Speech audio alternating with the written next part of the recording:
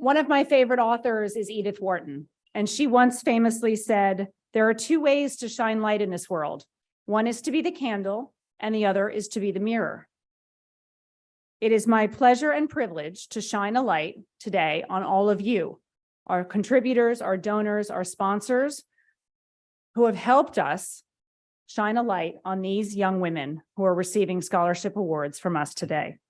I wanted to start off by telling you all why I'm so proud to be a member of ECLF. Many of you have teenage daughters, and you know it is an unquestionably difficult time to be a teenager in the world today, particularly a teenage girl. The pandemic, social media, violence can all weigh these girls down. That's why I'm so grateful for this foundation and for all of you that helps us lift these girls up and highlight and showcase their good works and their leadership. This year, thanks to all of you, we are giving these young women $250,000.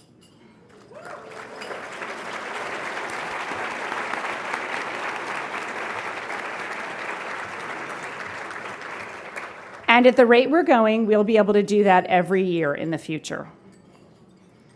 One of my friends who gave an anonymous donation this week told me that she did so because when she was a senior in high school, a group of women business leaders in her town gave her a scholarship. So thank you, friend, for paying it forward. Thank you to all of you for paying it forward. These 10 young women, and we'll talk about them at length later, are here receiving these awards not just because of their academic prowess and their clubs and activities. They're receiving these awards because they have led their schools with compassion, empathy, and a can-do spirit that we could all do well to emulate. When I look around the room, I see many other future leaders, other young people, including my own daughter, Kristen, who's here today, who is a model of fortitude and strength, sometimes more than I can handle, but fortitude and strength nonetheless. All of you give me hope. Thank you for giving us here in this room hope for our future. Speaking of leaders and women who lift other women up, it is my great pleasure to tell you that you're going to hear from 3 other board members today, all of whom are better speakers than me. First, let me mention Sarah McConnell and our fearless leader, Meredith Gunter, both of whom lift us up with their voices and their compassion. Sarah quite literally lifts us up with her voice every week on her radio show, with good reason. What many of you don't know is she also founded other organizations for young people, including Computers for Kids. Meredith quite literally lifted up public service for all of Charlottesville when she led the Cooper Center for Public Service. More importantly for me, Meredith Gunter has been a personal mentor and guidepost, and I often find myself in difficult situations thinking, how would Meredith think about this? So thank you to both of you. But first, you will hear from the incredible Elva Mason. For those of you who have not met Elva, she is a wildly successful entertainment manager and lawyer, a Charlottesville native, and a member of our board. She has always been passionate about giving back to her hometown, Charlottesville, and especially committed to helping women and girls. Girls, I have a message for you. I've heard Elva speak before, and she said this about success. Achieving success is a means of helping create more opportunities for others. Hold that with you. It will serve you all well. Some logistics now. If you have a dot under your saucer, you take home these gorgeous flowers. Please continue to enjoy your lunch. We're going to resume the program with Elva speaking in about 15 minutes.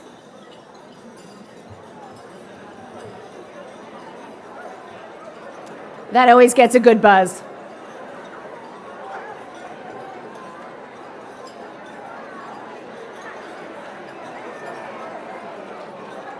And finally, last of all,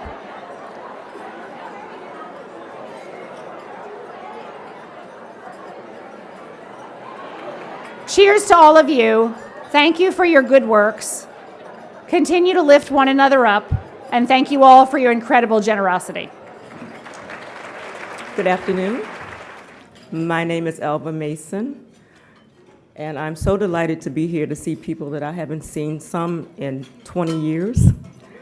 I am, as they say, the new kid on the block, one of the new board members, and incredibly honored and privileged to be on this board of wonderful women leaders.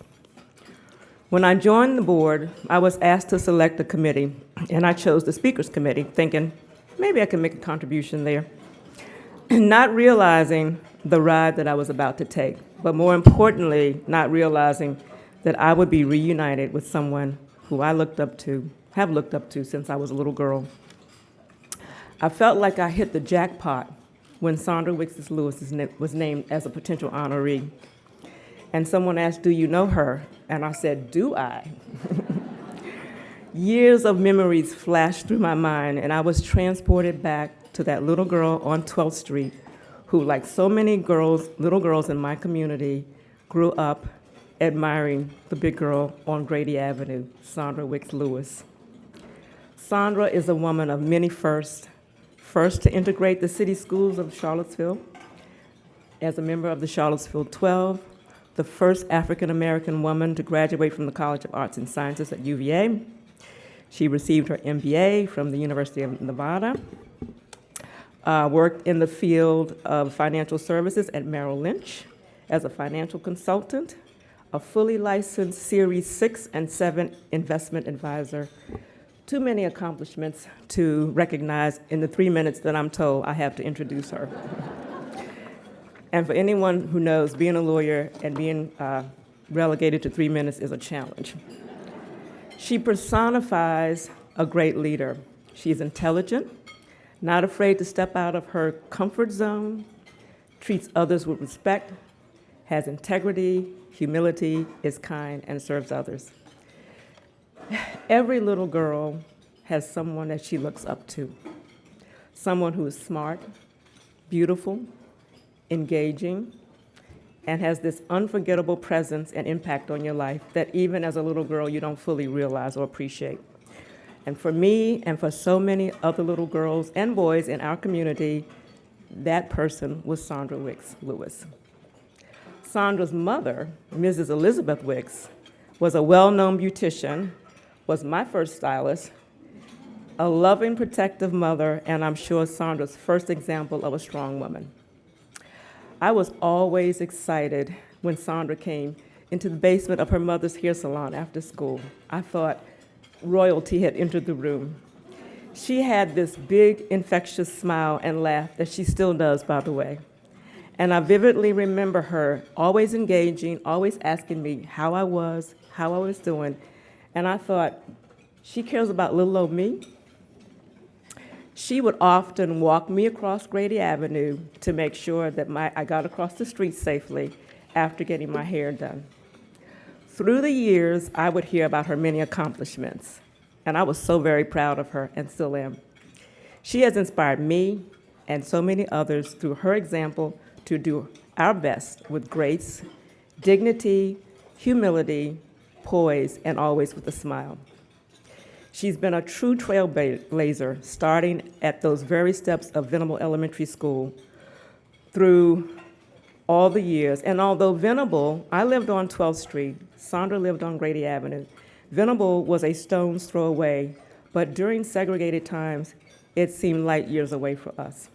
It was an unfamiliar place, void of familiar faces of family, friends, teachers, ministers, and the community of people who loved and nurtured us. It was a scary, uncertain time. I know it was for me. Sandra probably has and had no idea of the profound effect that she had on so many in our community, walking bravely up those steps of Venable Elementary School with her mother by her side, confidence, and perhaps a bit unfazed. So when it was my turn to walk those same steps, not knowing what to expect, not knowing what was behind those scary doors, I knew, as did other little boys and girls like me, that if Sandra did it, we could do it. I knew that if she was the first to open doors, to break down barriers, and to influence others, we could also do it.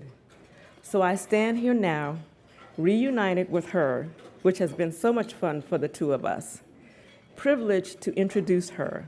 I am honored, immensely blessed, and grateful to both the board, but especially to Sandra Wicks Lewis for all that she has accomplished through her leadership and her example over the years to our community and the many others beyond our community who have been privileged to know her, It is with much gratitude that I introduce Sandra Wicks-Lewis.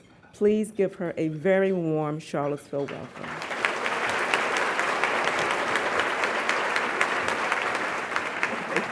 You're welcome.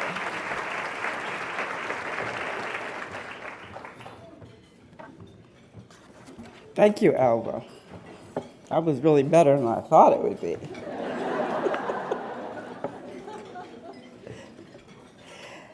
And thank you to the women of the Emily Corrick Leadership Forum for the honor and privilege of being here today, along with the young women leaders that are also being honored. And I salute the Corrick family, community leaders, and citizens of my hometown, Charlottesville, Virginia.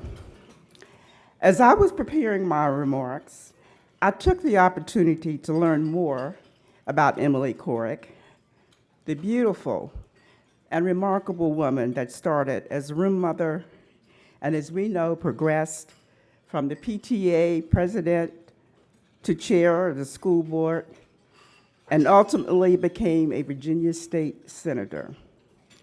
I can imagine that she wanted to be an advocate for her kids attending Venable. But from her actions and my conversations with some who knew her, she also cared about other people's kids. Venable Elementary, now known as Trailblazers, has a unique student population in that it is located close to the university and consequently enrolls many children from UVA faculty and staff, and is also bordered on another side by largely African-American neighborhoods.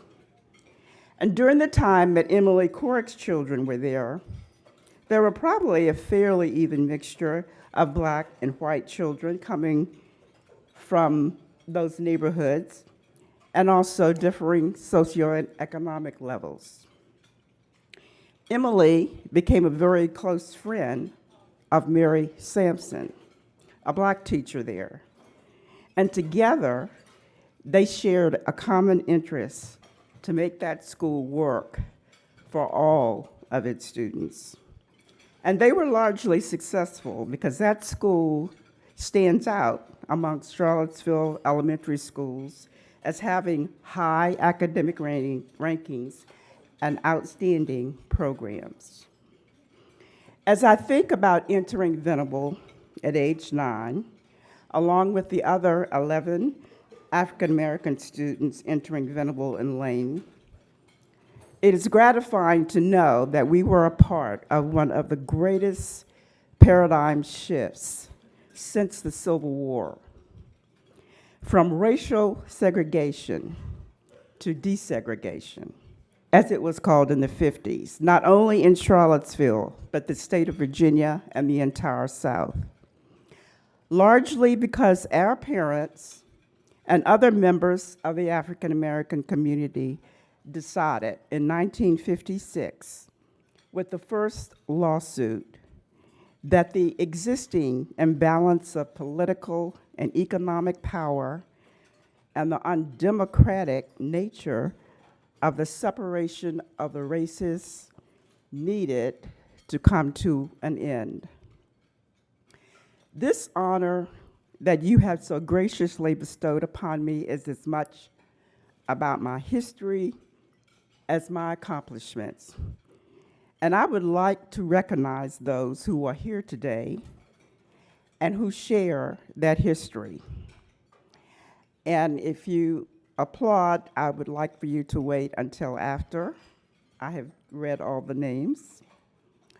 I believe at a table to my left and in that corner, and you can stand when I call your name, Charles Alexander, also known as the inspirational speaker, Alex Zahn, an author of the children's book, The Skin is Just the Color, was 7 years old when he entered Venable Elementary in the 2nd grade, and his mother, Ellen Taylor, is also here today. And she made the decision to enroll her youngest son and not back down when the schools were closed for his entire first grade. We also have Roland and Ronald Woodfalk, who were age 12, entering 7th grade. They were academic achievers and football heroes at Lane High School, taking the school to a state championship for the first time in its history under Coach Tommy Theodos, who insisted they be allowed on the football team. They are now retired, living in Maryland, and after successful careers in business. And we are very fortunate to have Mr. Eugene Williams, a legend in the Charlottesville community and the man I credit with starting the integration movement. He served as president of the NAACP, and he, along with his wife, Lorraine, organized the plaintiffs and brought the first lawsuit against the Charlottesville School Board for not taking steps to integrate its schools in keeping with the 1954 Supreme Court ruling under Brown versus Board of Education. And his daughters, Cheryl and Carol, integrated Johnson Elementary in 1962, and they were recently honored with a marker at the school. And these are my special guests, and please give them a hand.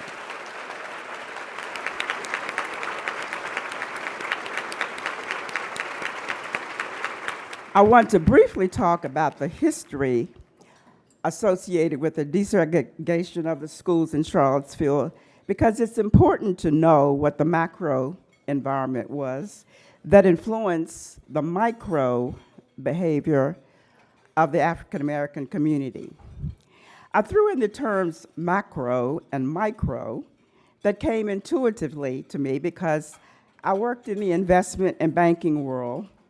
And to operate successfully on behalf of your clients, you needed to respond to US and global economic forces accordingly. Now, I promise that this will not be a lecture on Economics 101, but I would like to give you a brief definition of macro and microeconomics, because these economic terms are analogous to the macro behavior of the Virginia state politicians, including the governor, and the micro behavior of the African American community in Charlottesville.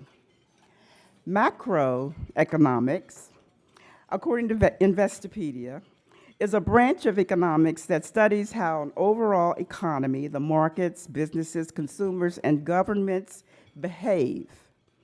It examines wide phenomena such as inflation, price levels, economic growth, and national income.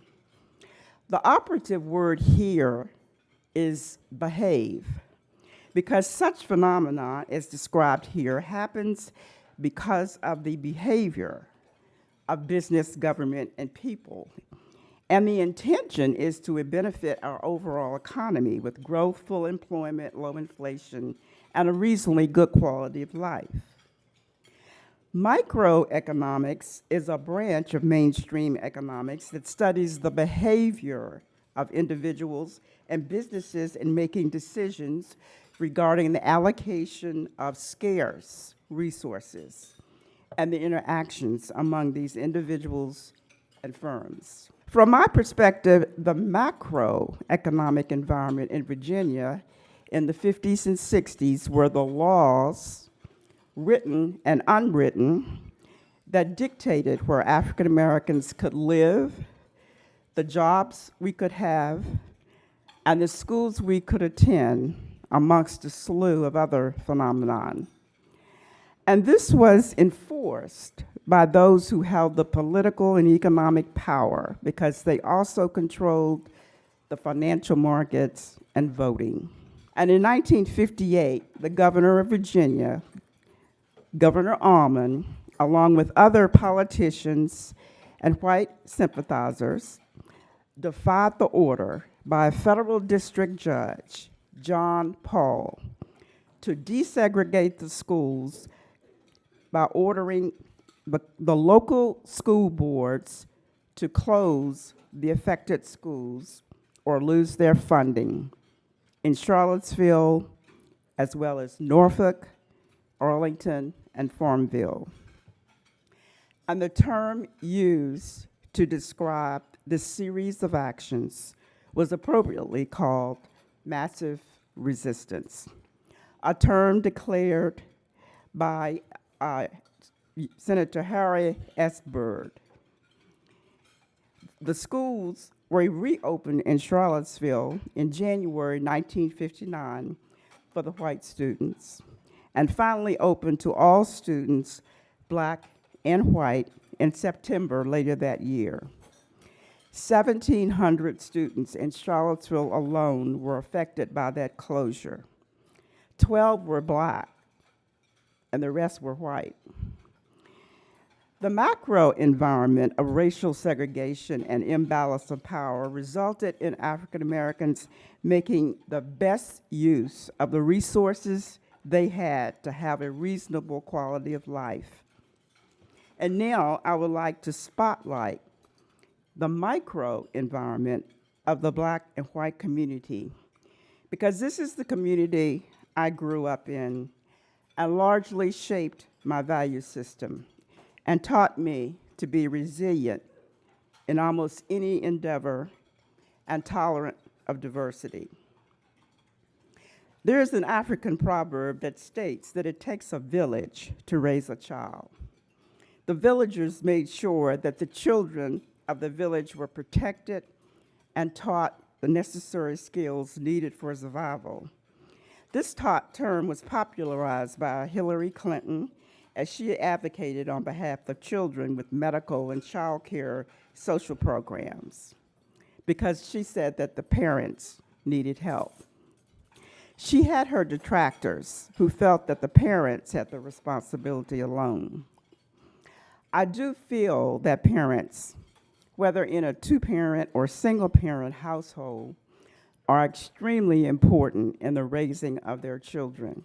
And I could not have had a better set of parents than Robert and Elizabeth Wicks.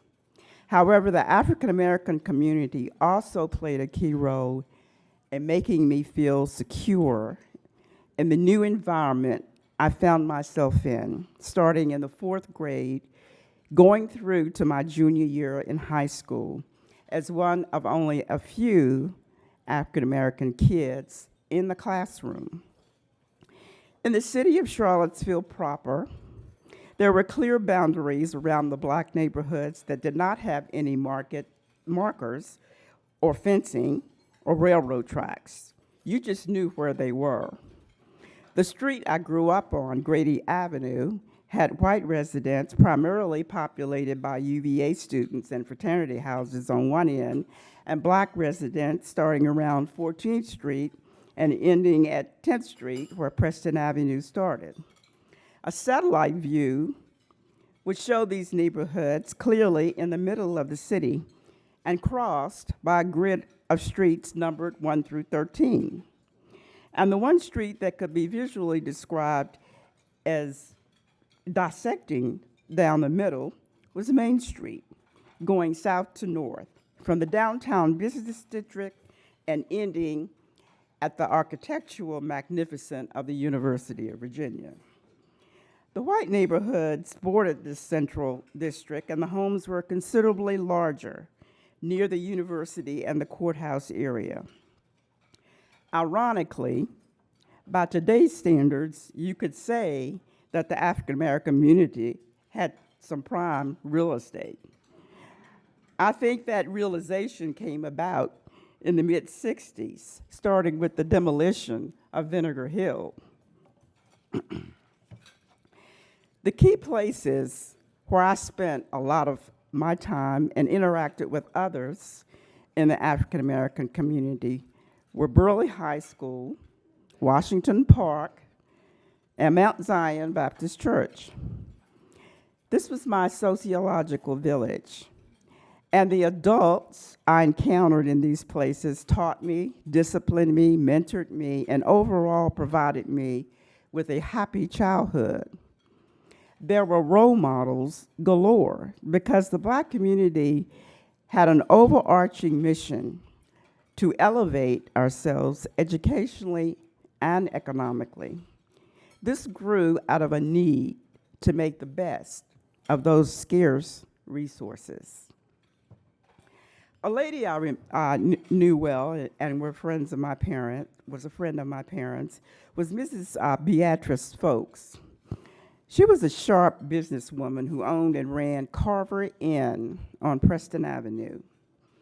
It was a stately-looking hotel with a restaurant and housed her beauty school that trained women, such as my mother, to be beauticians, small business owners, and marketers of their trade.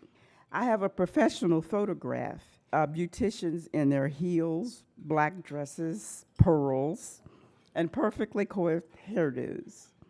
They called themselves the Charlottesville Beauticians Club, and they marketed their trade as hairdressers through trade and fashion shows. If you saw the movie Green Book, you may recall that there existed a AAA type of guide created by African Americans consisting of Black-owned hotels, restaurants, private homes, where one could get a meal or an overnight stay without being insulted or refused entry. Carver Inn would have been in that guidebook. Jefferson Elementary and Burley had a cadre of well-educated principals and teachers that were educated at Virginia State College, Hampton Institute, Howard University, and many other historically Black colleges that dotted the state and the South. Many teachers had advanced degrees from Columbia University and Harvard. And I found out later in life that they didn't want to open UVA and other white Virginia colleges with graduate schools to African Americans. Burley High School, which my older brother attended, sent a large percentage of its graduates to historically Black colleges and gave those not attending college training in nursing, agriculture, and the building trades. High school life was filled with sports teams winning state championships, and Burley's band, with its high-stepping and pretty majorettes, was always cheered by the crowds, Black and white, at Charlottesville's annual Dogwood Parade.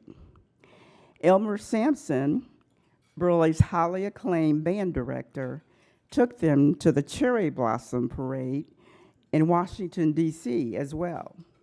And as a side note, he was the husband of Mary Sampson, the teacher and friend of Emily Corrick. Summer camp for me was Washington Park. I lived a few blocks from the park, which was on Preston Avenue, and I walked there unattended, played all day on the playground, waded in 2 feet of water in the large but shallow pool. Now, my parents were not being neglectful in sending their unaccompanied child to the park because I was always under the watchful eye of the park attendants, who also happened to be their friends and church members. No one would think of harming me under the watchful eye of Miss Snooky, who was all of 5'2" and 100 pounds. I attended Mount Zion Baptist Church, whose members were also family. My pastor, Reverend Alexander Hamilton, participated in the civil rights movement, along with other Black ministers from First Baptist, Zion Union, Ebenezer, and Trinity Episcopal, as well as other smaller Black churches, Black and white. Reverend Hamilton's successor, Reverend Alvin Edwards, picked up the baton, continuing with his own community activism, and became Charlottesville's second Black mayor. This was the village that I told you about.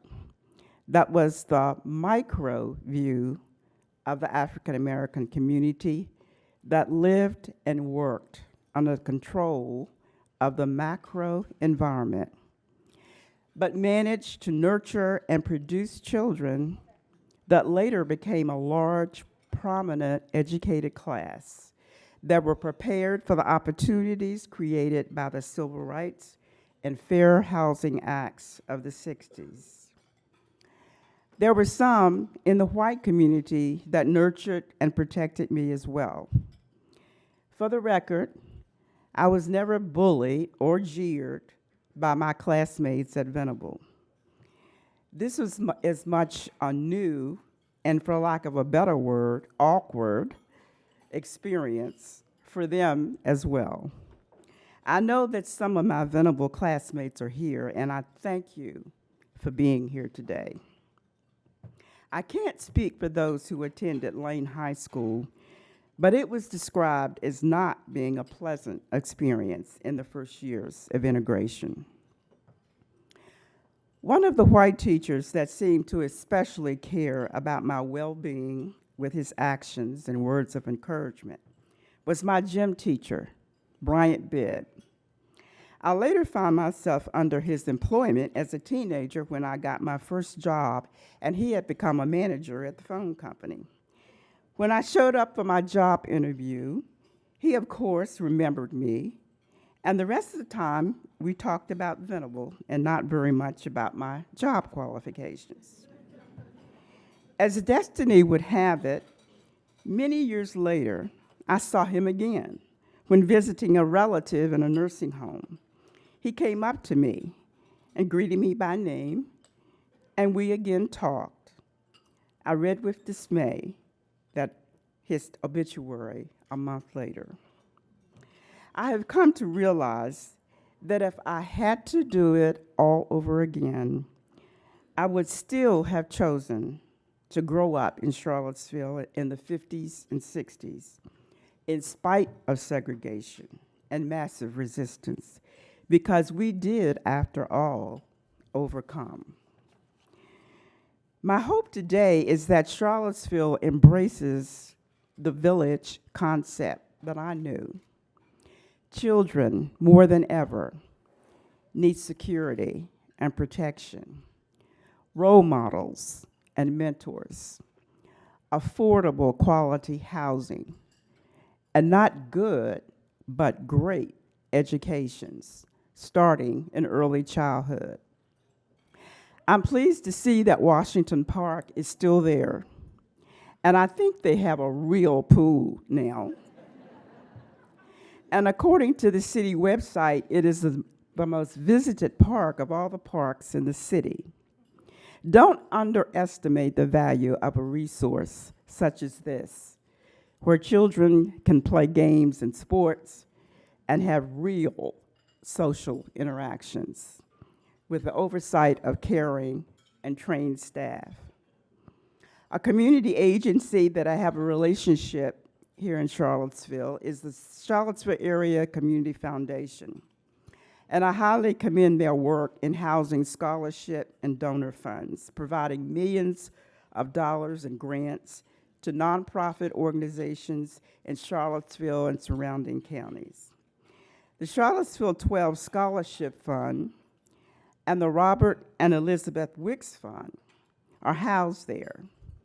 We mainly receive scholarship applications from inner city youth attending Charlottesville High, and most are first-generation college-bound students. And we have awarded scholarships to students from immigrant communities.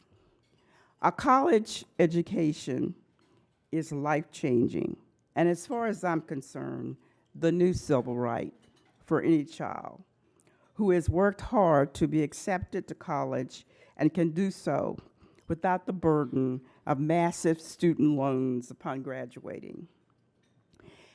Every city I've lived in usually has a Boys and Girls Club. This is a type of organization that would receive a grant from the Robert and Elizabeth Wicks Fund, another Washington Park, you might say, where kids can go and be safe and have wholesome activities and mentoring. My father was a baseball team coach for the Jackie Robinson Little League. During the summer, he would get off from work and take me, his biggest fan, with him to the baseball field at Burley. This was also a time to talk about grades and how things were going at home. The centrally located real estate that I described to you earlier has largely been replaced by hotels, restaurants, and shops to accommodate the university and the business community.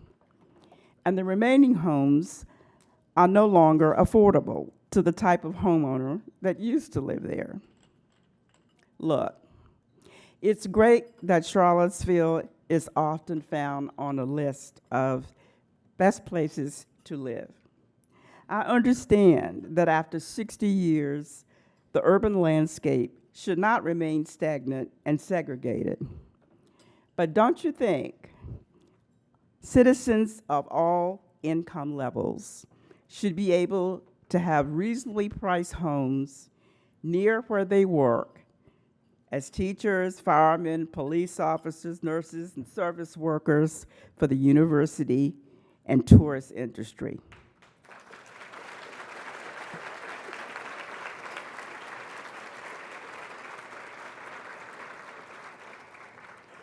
And I recently learned and commend the Charlottesville City Council that recently committed millions of dollars to address this issue with affordable housing.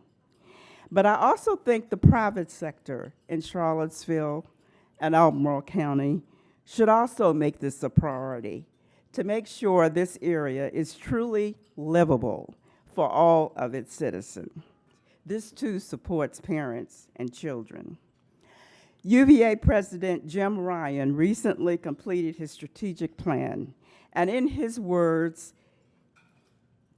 he strives to make the universe a university that is great and good. And as an alumnus, I am heartened by that expression and its implications for the university in Charlottesville. In 2020, the University Equity Center was created to foster better communication and collaborations between the university and Charlottesville's African American community.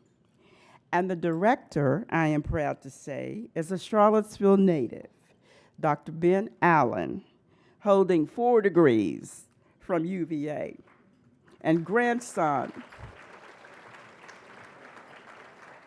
of my former neighbor and friend, Ernest Allen.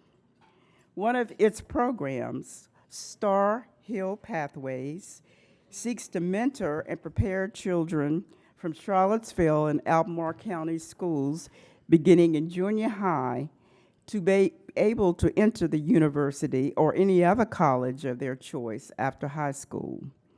They had their inaugural session in the summer of 2022 with 97 eager and excited participants who descended upon the university grounds and had a science fair in the rotunda where they had never been. The scholarship nominees here today, whom I had an opportunity to meet via a Zoom call, are an impressive and warm group of young women, and they are very sure about their majors and their plans for the future. And your parents, you should be proud of these girls. And they all seem to want to add value to society, both in their careers and community involvement. I asked them, what did they like about Charlottesville? And their responses all had the same theme. Charlottesville is like a small town with lots of activities where everybody knows everybody, and people come together when needed. Sounds like my village. Thank you.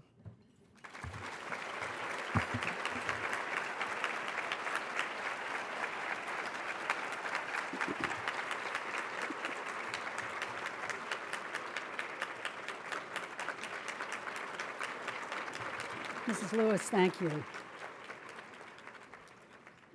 Today you honor us and the memory of Emily Couric with your presence and your words, just as you inspire the exceptional young women in front of us who will soon be introduced.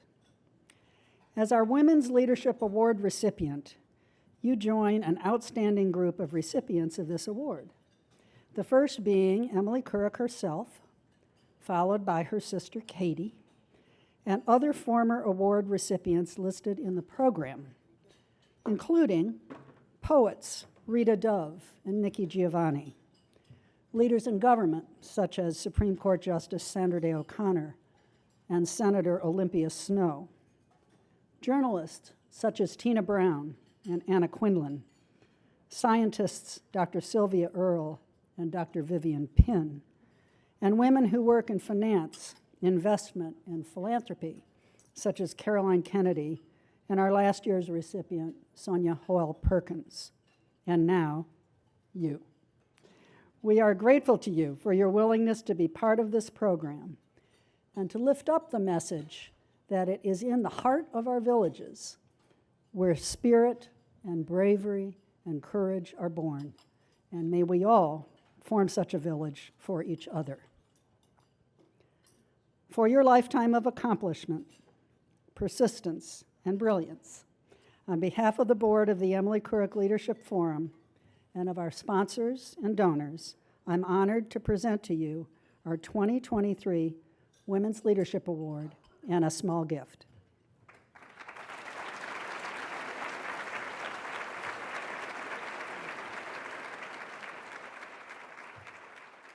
Each of the following 9 women will receive $18,000 for college.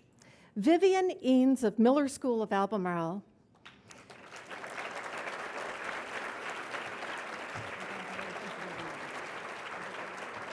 Vivian is the daughter of Karen and Tom Eanes. Vivian's passions are engineering and horses, and her leadership shines in both arenas. She's captain of Miller's engineering team and was part of the first high school team in the country to participate in a concrete canoe building competition hosted by the American Society of Civil Engineers. They designed and built a 450-pound concrete canoe. With Vivian as rowing captain, they beat out VMI and Virginia Tech entries in the rowing category.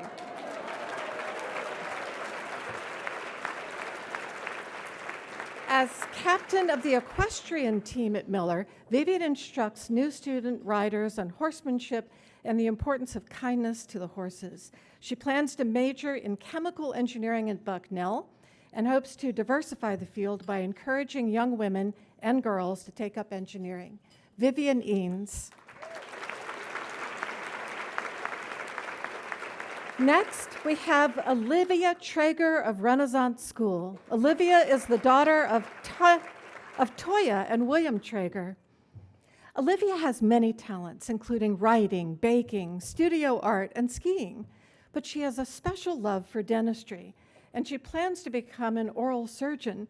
She feels a mission to become a pioneer for socially conscious medicine.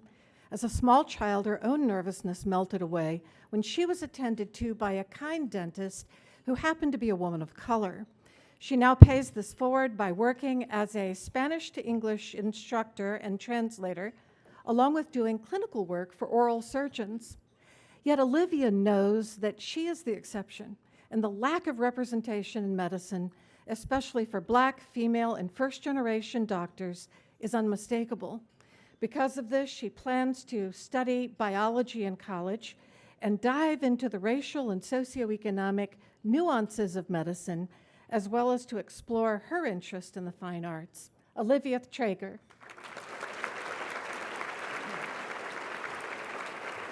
Next, we have Julia Pinto of Western Albemarle. Julia is the daughter of Denise and Chris Pinto. Her goal is to one day create her own business that uplifts and employs formerly incarcerated people, and to eventually expand that business nationwide. She hopes to use the platform to lobby for criminal justice reform and legislation such as the Clean Slate Act, which removes your criminal record after you've gone several years without a further conviction. Julia won a paid summer internship at United Way, where she planned that Day of Caring event, pairing 1,800 local volunteers to work on 160 service projects. Concerned about tensions students feel in controversial subjects and discussing these with one another, she became a high school ambassador for StoryCorps' One Small Step program. The idea is to unite strangers to address differences through respectful communication. Julia has decided she'll be attending the University of Georgia in the fall. Julia Pinto.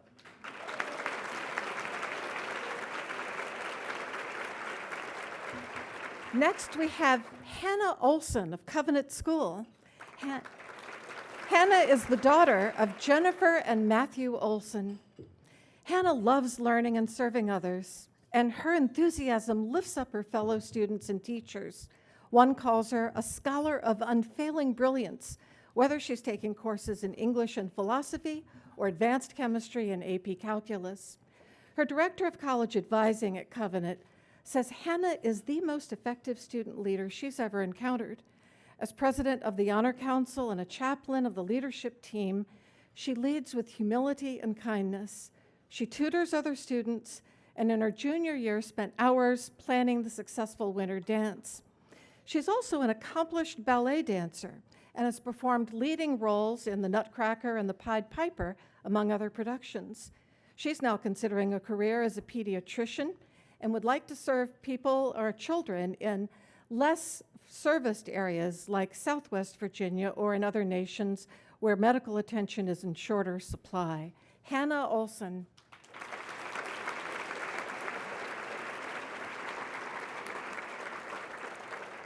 Eloise Granville of St. Anne's Belfield School.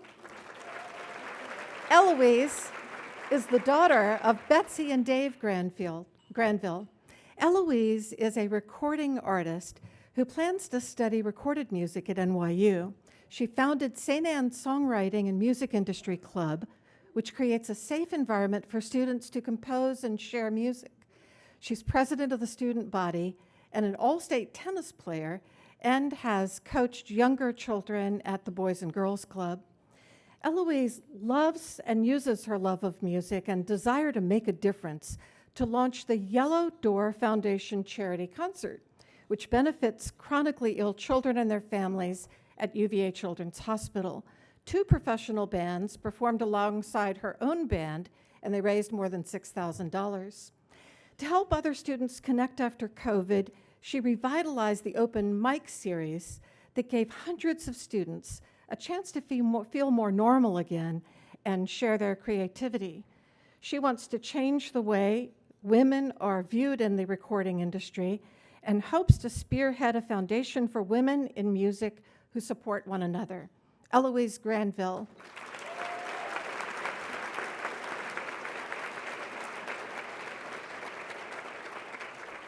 Next is Mia Pfeiffer of Tandem Friends School. Mia is the daughter of Jennifer and Eric Pfeiffer. Mia runs track and plays on the tandem soccer team and will play soccer for Haverford College in the fall.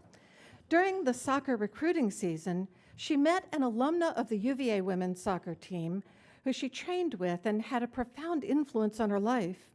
With this mentor, Mia worked hard and gained the confidence and bravery to herself step forward. She wants to pay that forward and mentor young women's soccer players who dream also of playing in college. After her own experience with disordered eating, Mia learned firsthand that body image struggles that female athletes face is really formidable. She gave a presentation to the entire school about body image and eating issues and encouraged her peers to seek help if they struggle with the issue.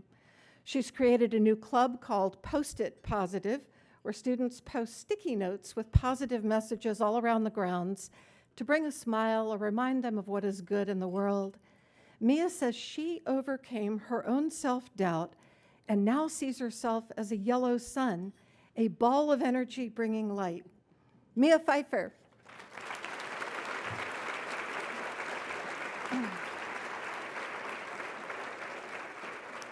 Next is Rose Doors of Regent School.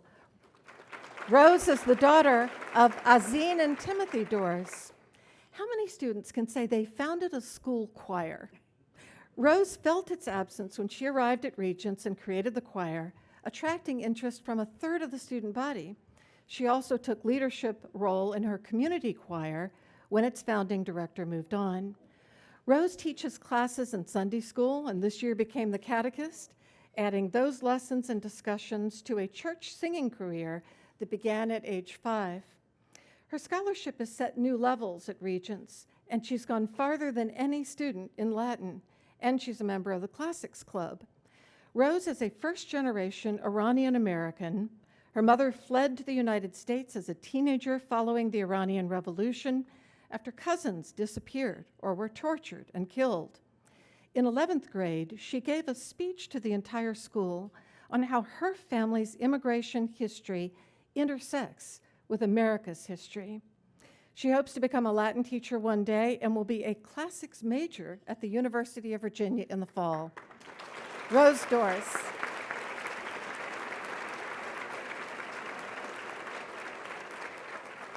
Next is Ella Farina of Charlottesville High School.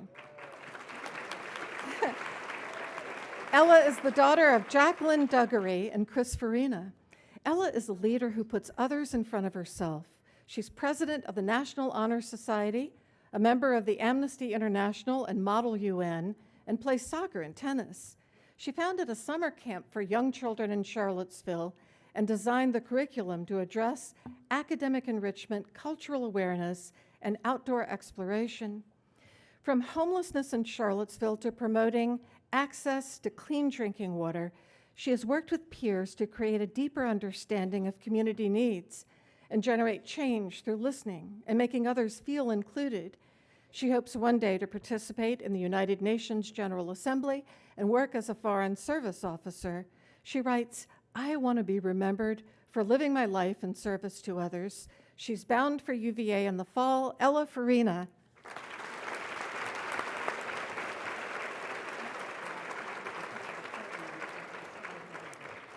And the last of these 9 recipients is Waning Ding of Albemarle High School. Waning is the daughter of Sing Chi and Li Ding. Waning relishes new challenges, from earning a spot on the all-boys baseball team when she was 12, to co-founding a group called Virginia Youth Voter Awareness and registering 500 new teenagers for their first chance to vote. Frustrated by empty menstrual product dispensers in the bathrooms, Waning recruited volunteers to educate people about period poverty, and she collected 25,000 products for the bathrooms at Albemarle, Western, Monticello, Charlottesville, and Madison County High Schools, free for all the students to use.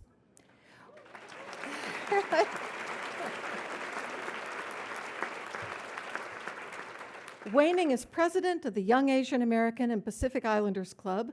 She's senior captain and MVP of the volleyball team, a member of the National Honor Societies in Math, French, and English, and a student representative on the Albemarle County School Board. She loves fashion and is a makeup artist for the drama program. Waning is currently deciding between Harvard and UPenn. Waning Ding.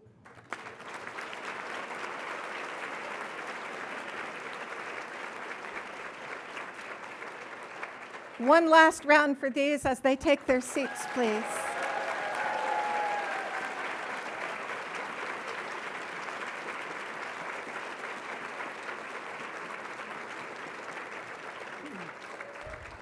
We have 2 more winners. One is the Josh Scott Merit Award winner, and one is the overall winner of the $50,000 scholarship. Phoebe Rebhorn of Monticello High School is the winner of the Joshua Scott Merit Award. And this comes with $38,000. Phoebe is the daughter of Alexander and Matthew Rebhorn. Phoebe is an artist and a competitor who puts the needs of others ahead of hers. She is president of the National Art Honor Society, captain of the forensic team, co-captain of the debate team, and set designer for the theater program. Plus, she plays varsity hockey, field hockey. When she agreed to volunteer in the summer to help students who are not proficient with English, She hadn't realized then that it would be really hard to communicate with them because of the language barrier. She used her creative and artistic skills to help communicate, and in the process learned a lot about their culture, religion, and humanity, and says she has become impassioned about helping all newcomers. At the Super Regional Debate Tournament, she also learned a valuable life lesson. When the judges praised her male counterparts for being assertive and bold, they called Phoebe aggressive and abusive. She won the next two tournaments.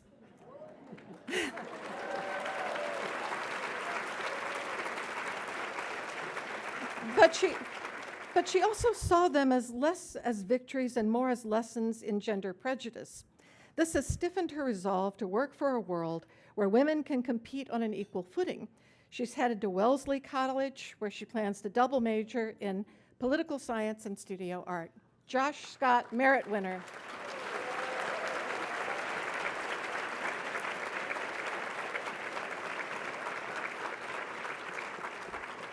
And now the winner of the $50,000 Emily Couric Leadership Scholarship to Savrashika Singh of the Community Lab School.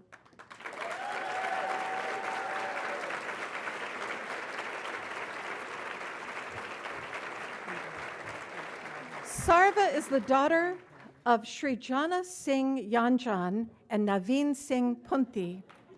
Sarva is a filmmaker who started the year in Nepal, where she completed filming on her widely anticipated documentary film, a video about a famous Nepalese musician. A short horror film that she made with friends at Lighthouse Studio was selected to be shown at 5 children's film festivals. A faculty member calls Sarva a powerhouse for good. For instance, when she noticed fellow students crying in the bathrooms and the locker rooms during the pandemic, she and a friend created a space they call the Mind Garden. They designed and built furniture for the Mind Garden, where students can freely express their emotions in a comforting environment. She's deeply inspired by the work of her own grandmother and her mother, who is here with us.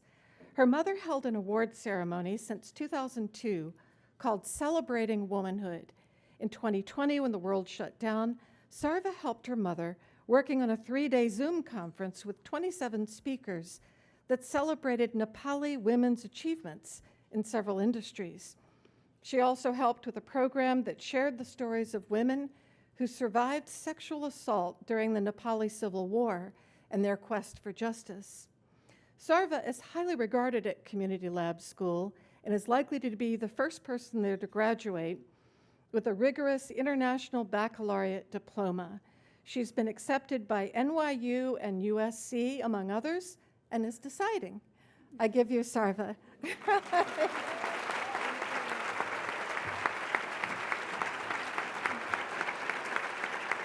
First, I would like to begin by thanking the Emily Couric Leadership Forum for providing such immense support for young women leaders in the Charlottesville-Albemarle area since 2001. And by extension, I would like to thank everyone present here today who are making it possible for young women to realize their goals year after year. It also provides a legitimate excuse to get out of school for me, my teachers, and my principal. So thank you to my school faculty for your immense support and help throughout this whole process, without which I wouldn't be here today.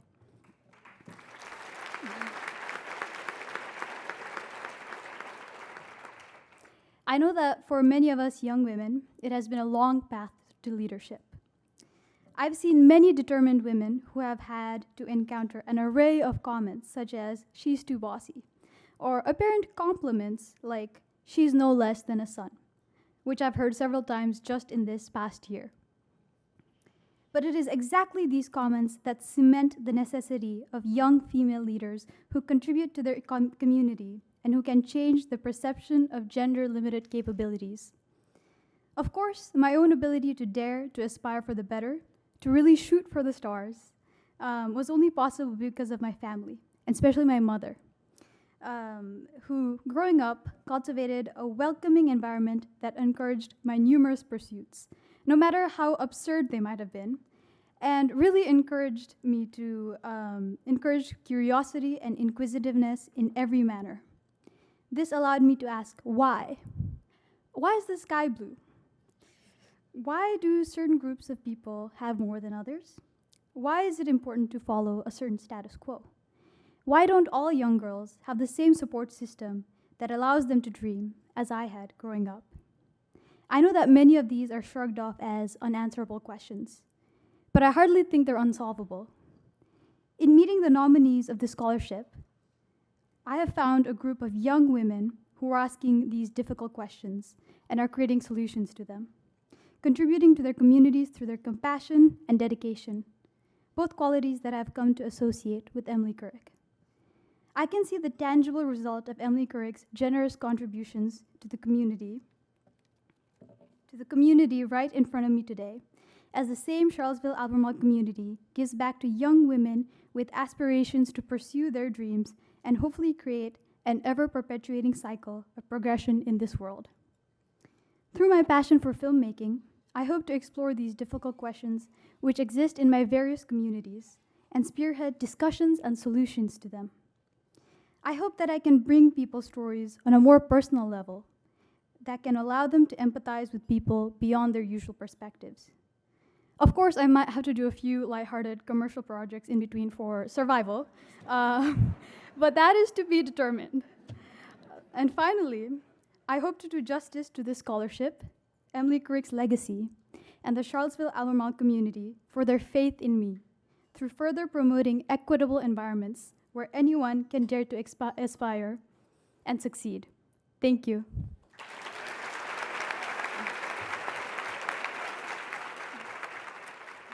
Thank you, Sarva. Thank you to all these marvelous young women. Thank you, Mrs. Lewis, for your incredible inspiration and education and comments inspiring us all to continue to be the village to each other that we can be. For those of you who are inspired by this and particularly want to help us a little more, there are some envelopes on the table, just in case you want to take one home and support our regular programs or the Emerging Leader Program. We're always happy to continue to build our capacity to support young women in this community. We are so grateful to all of you. This wouldn't happen without you. So thank you very much and have a great afternoon.